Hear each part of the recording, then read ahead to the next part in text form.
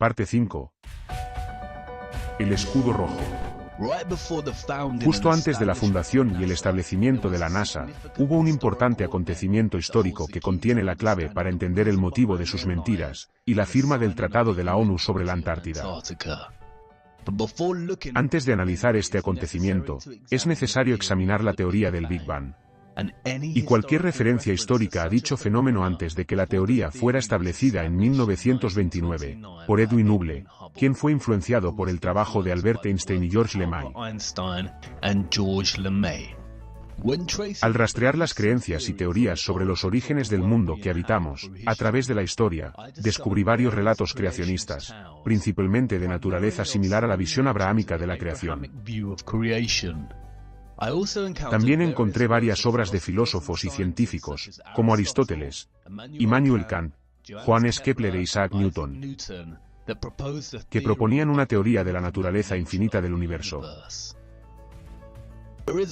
Sin embargo, hay un texto que es anterior a todas estas ideas, la Cábala, una tradición de misticismo judío que se remonta al siglo XIII a.C., 1000 años antes de que viviera Aristóteles.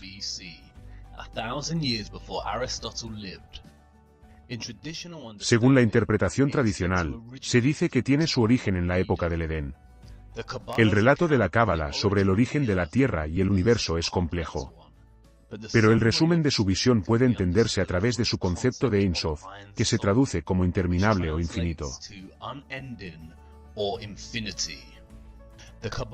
La Cábala expone su historia de origen de esta manera. En el principio, el Ein Sof se replegó sobre sí mismo, creando un espacio vacío o vacuo, dentro del cual las fuerzas del Din comenzaron a tomar vida independiente. La contracción del Ein Sof resultó así en una purga de la áspera escoria que contenía todos los elementos del mal potencial del ser de Dios. El espacio vacío contenía así las fuerzas del Din y un remanente, el residuo o impresión de la luz divina. En este punto el Ein Sof emanó un rayo, que está representado en la primera letra del tetragramaton. Este rayo trabajó para organizar las fuerzas opuestas que ahora llenaban este espacio. Las fuerzas opuestas estaban juntas en un recipiente no mayor que una pequeña chispa. Este rayo causó la ruptura de la vasija y la formación de los planetas y trajo a la manifestación al hombre primordial. Moisés Nachmanides, un rabino cabalista del siglo XIII, resume esta historia de los orígenes, afirmando: solo hubo una creación física, y esa creación de una pequeña mota. Cuando esta mota se expandió, esta sustancia, tan fina que no tiene esencia, se convirtió en la materia que conocemos. Esto es sorprendentemente similar a lo que hemos llegado a conocer como el Big Bang. Universe Today nos ofrece un resumen sucinto del Big Bang. La hipótesis del Big Bang afirma que toda la materia actual y pasada del universo empezó a existir al mismo tiempo, hace aproximadamente 13.800 millones de años. En ese momento, toda la materia se compactó en una bola muy pequeña, de densidad infinita y calor intenso, llamada singularidad. De repente, la singularidad comenzó a expandirse, y el universo tal y como lo conocemos comenzó. Esta es la misma historia. Ambas presentan la idea de que, al principio, había un vacío. Y entonces, apareció una pequeña mancha. A partir de ahí, comenzó la expansión de la materia, formando los planetas y el mundo que conocemos hoy. La única diferencia es que la Cábala está escrita en un discurso mitológico, y el Big Bang está construido en un discurso científico. Pero, dejando a un lado las elecciones estilísticas del lenguaje, parece que la Cábala había resuelto los orígenes del universo mucho antes que Einstein, Hubble y otros. Esto nos deja con dos conclusiones de este descubrimiento. 1. La teoría contemporánea del Big Bang ha probado la Cábala y sus enseñanzas.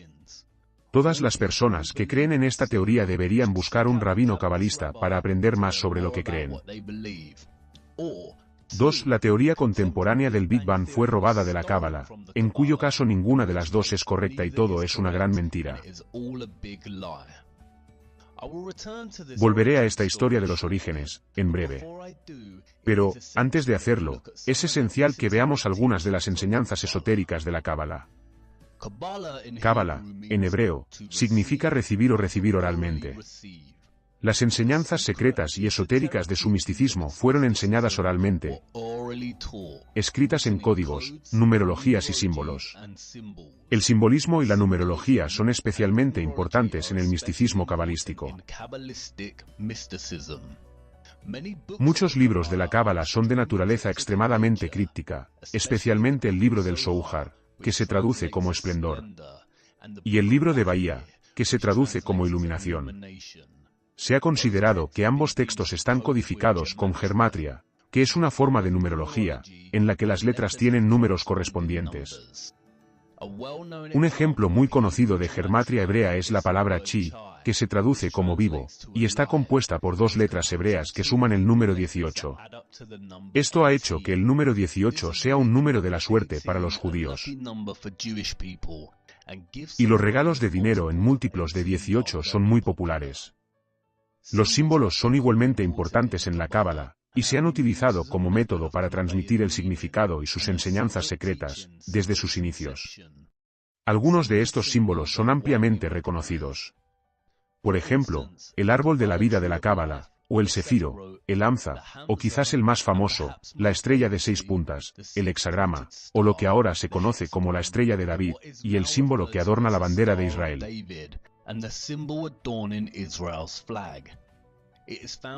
Se encuentra en los primeros textos de la Cábala, y su primera asociación judía se remonta al Códice de Leningrado de 1008.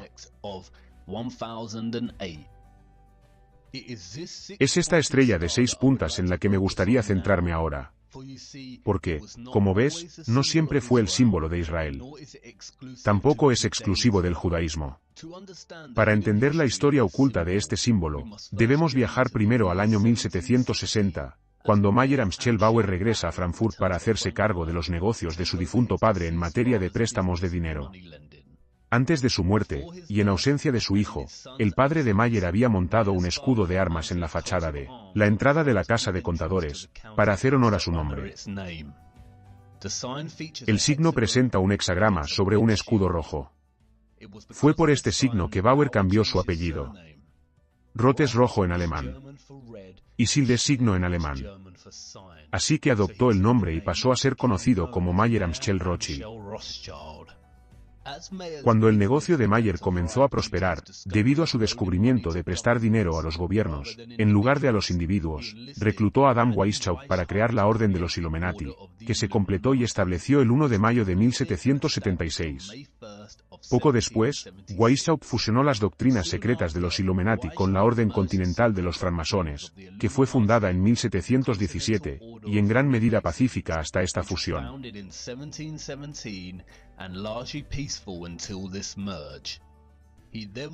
Luego pasó a establecer las famosas logias masónicas del Gran Oriente para que fueran la sede de los Illuminati.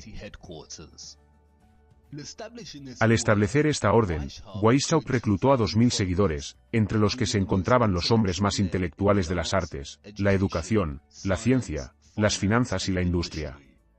Se les dieron las siguientes instrucciones para obtener el control. 1. Utilizar el dinero y los sobornos sexuales para obtener el control de los hombres en las altas posiciones. 2. Los colegios y universidades debían cultivar estudiantes que poseyeran habilidades excepcionales y formarlos específicamente en el internacionalismo.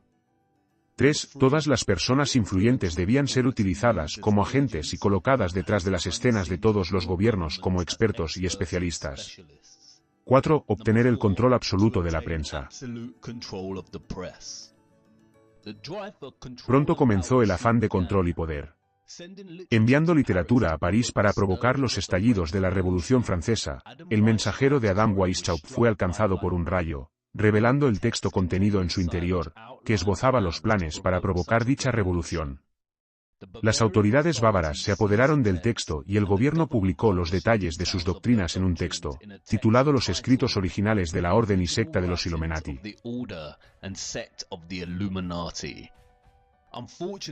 Desgraciadamente, Europa no hizo caso a su advertencia y se produjo la Revolución Francesa, que hizo ganar mucho dinero a los Rothschild, debido a las leyes que limitaban los impuestos de la Iglesia romana.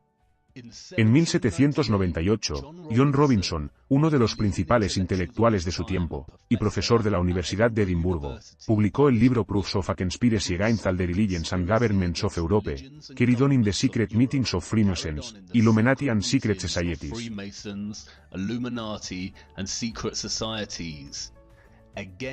De nuevo, nadie hizo caso a la advertencia de Robinson.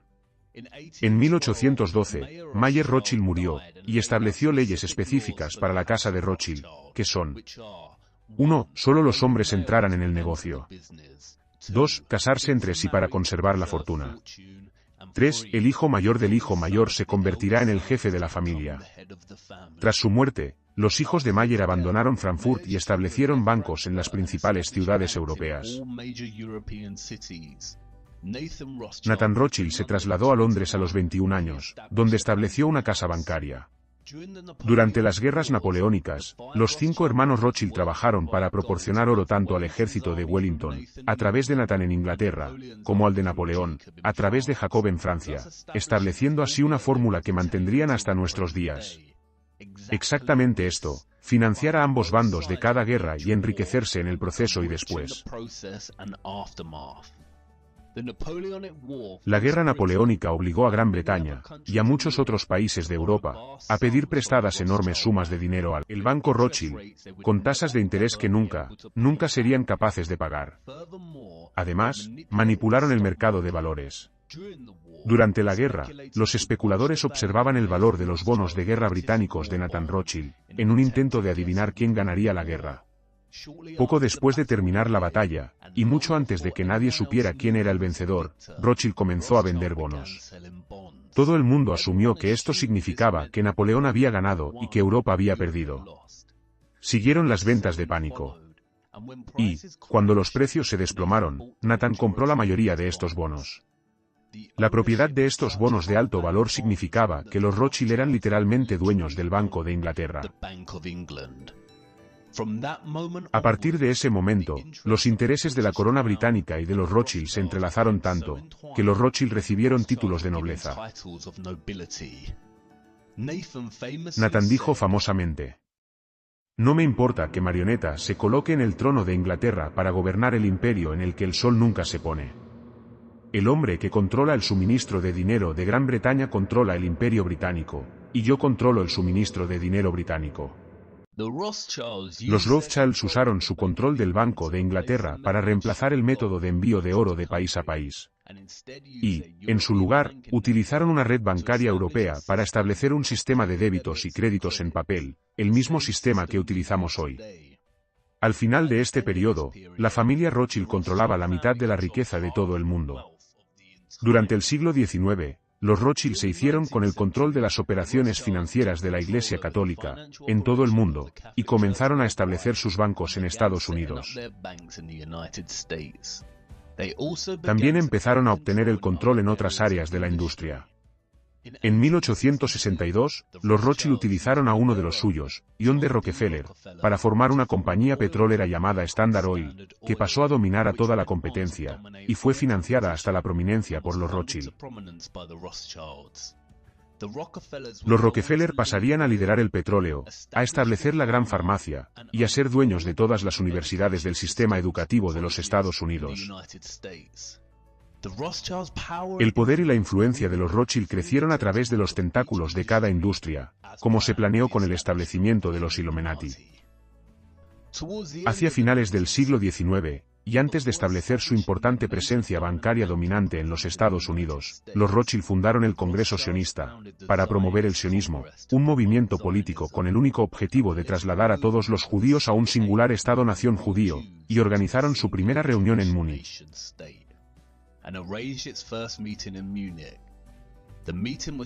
La reunión fue presidida por Theodore Herzl, quien posteriormente declaró en su diario: "Es esencial que los sufrimientos de los judíos se agraven.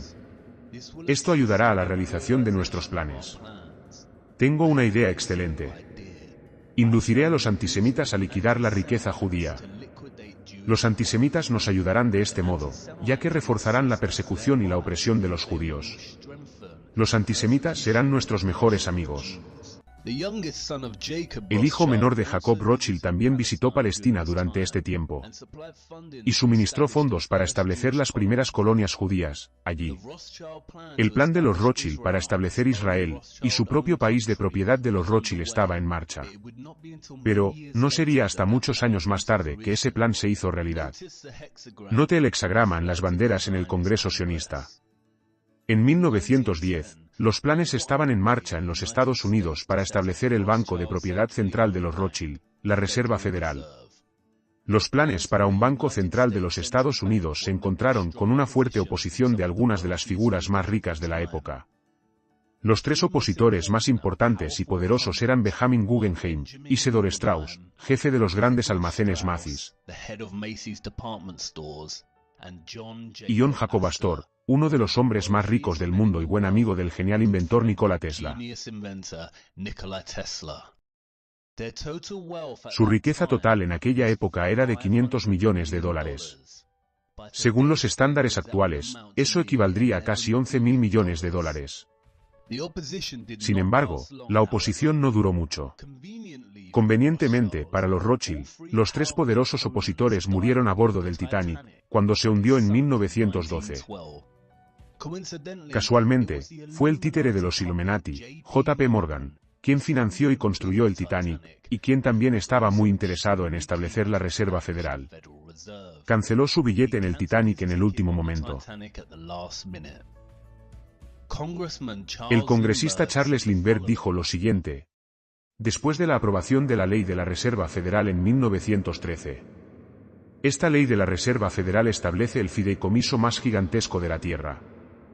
Cuando el presidente Woodrow Wilson firme esta ley, el gobierno invisible del poder monetario será legalizado. El peor crimen legislativo de los tiempos es perpetrado por esta ley bancaria y monetaria. El sistema es privado, conducido con el único propósito de obtener los mayores beneficios posibles del uso del dinero de otras personas. La última parte de esta afirmación es especialmente importante. A partir de ahora, las depresiones serán creadas científicamente. Como dos estafadores trabajando en una marca, la Fed facilitó el crédito mientras los periódicos del establishment exageraban las riquezas que se podían obtener en el mercado de valores. La Reserva Federal significó que el dólar ahora podría ser impreso fuera del control del gobierno. Se utilizará para impulsar la guerra económica y las depresiones. Y era la máquina perfecta para la deuda eterna.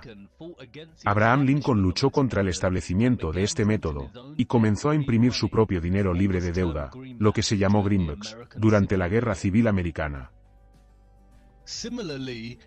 Del mismo modo, JFK firmó una orden ejecutiva que devolvió al gobierno de los Estados Unidos el poder de emitir moneda, pasando por encima de la propia Reserva Federal de los Rothschild.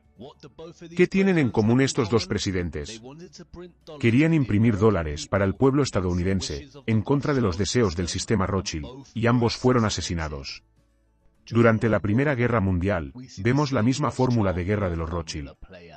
Los Rothschild alemanes prestaron dinero al gobierno alemán. Los Rothschild británicos prestaron dinero al gobierno británico. Y los Rothschild franceses prestaron dinero al gobierno francés. Durante la guerra, y mientras Gran Bretaña considera la oferta de armisticio de Alemania, Louis Brandeis, el elegido líder del Comité Ejecutivo para los Asuntos Sionistas, envía un delegado sionista de América a Gran Bretaña, con la promesa de poner a América del lado de los británicos, siempre y cuando los británicos acepten dar la tierra de Palestina a los Rothschild.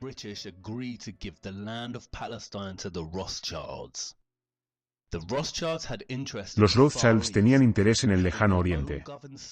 Y tener su propio estado gobernado significaba que podían ser dueños de su propio ejército, que podían usar sobre cualquier agresor que se interpusiera en el camino de esos intereses. En vista de esto, el secretario de Relaciones Exteriores británico Arthur James Balfour redactó una carta, que se conoció como la Declaración Balfour, nada menos que al querido Lord Rothschild. En ella se afirma que el gobierno británico haría todo lo posible para ayudar a establecer Palestina, un hogar nacional para el pueblo judío. En 1919, se celebró la Conferencia de Paz de París para discutir las reparaciones que los alemanes debían pagar a los vencedores de la guerra. El anfitrión de la conferencia fue el barón Edmond de Rothschild. Una delegación de 117 sionistas, encabezada por Bernard Berek, planteó el tema de Palestina. Los alemanes se sintieron traicionados, ya que la nación siempre tuvo buenas relaciones con los judíos. Los Rothschild también aprovecharon la conferencia para lanzar la idea de crear un gobierno mundial, llamado Liga de las Naciones. Bernard Berek pasó a fundar el Consejo de Relaciones Exteriores, en Estados Unidos. El primer objetivo del Consejo de Relaciones Exteriores era obtener el control de la prensa. Esta tarea fue encomendada nada menos que a John D. Rockefeller, quien creó muchas revistas nacionales, como Life y Time Magazine. Con la presencia del poder de los Rothschild ahora firmemente establecida en los Estados Unidos, pronto comenzaron los preparativos para la Segunda Guerra Mundial. Al mismo tiempo, Adolf Hitler, el canciller de Alemania, estaba expulsando a los judíos de los puestos gubernamentales. Un títere de los Rothschild, Samuel Untermaier, jefe de la delegación americana, y chantajista del presidente Roosevelt, llamó a todos los americanos a destruir los productos fabricados en Alemania, y así, comenzó una gran campaña de propaganda. Una vez que los efectos de este boicot comenzaron a sentirse en Alemania, los alemanes, que no habían demostrado ninguna violencia hacia los judíos hasta ese momento, simplemente comenzaron a boicotear las tiendas judías de la misma manera que los judíos habían hecho con las tiendas que vendían productos alemanes en Estados Unidos. Este es el mismo año en que el presidente Roosevelt ordenó que el ojo de los Illuminati se colocara en todos los nuevos billetes de dólar, junto con la frase en latín Naves Ordo Seclorum, que significa un nuevo orden de las edades. Un año después, se reformaron las leyes del secreto bancario suizo, y se convirtió en un delito con pena de cárcel para cualquier empleado bancario que violara el secreto bancario. Todo esto es en preparación para cubrir el rastro de los Rothschild, ya que ellos financian ambos lados de la guerra. Verás, la compañía estadounidense IG Farben, controlada por los Rothschild, seguirá armando a Alemania en la guerra. Y producir el Zyklon B, el gas letal utilizado en los campos de concentración.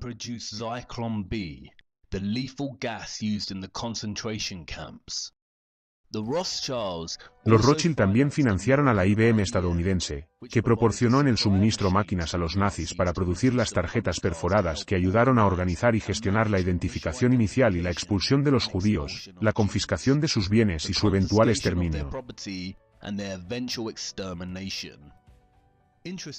Curiosamente, durante esta época, a Prescott Bush, el padre del presidente George Herbert Walker Bush, se le confiscó su empresa, en virtud de la ley de comercio con el enemigo.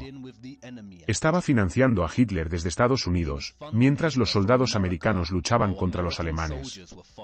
La conexión de los Rothschild con Hitler puede estar más subestimada de lo que se cree inicialmente.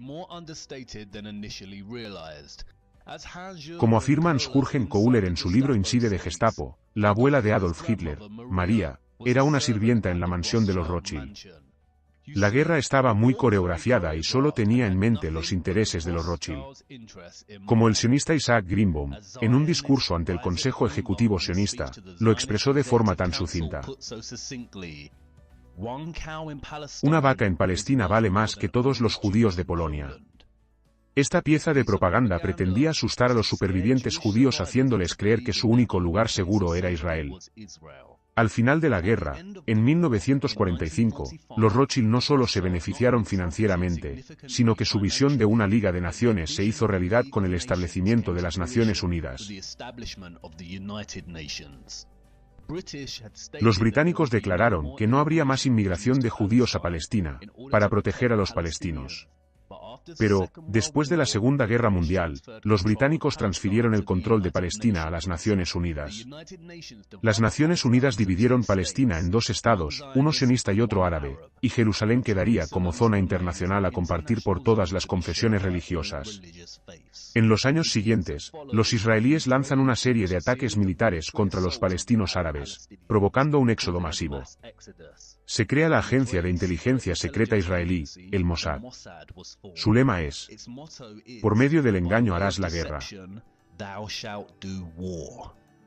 En 1948, los Rothschild sobornaron a Harry S. Truman con $2 millones, que le entregaron durante su campaña, para que reconociera a Israel como Estado soberano. Pronto se reveló la bandera de Israel, que no es otra que una versión azul del hexagrama rojo de los Rothschild. Y aquí es donde la historia apenas comienza. Sígueme hasta la sexta parte, para que podamos echar un vistazo al verdadero significado de la estrella de 6 caras. The six-sided star.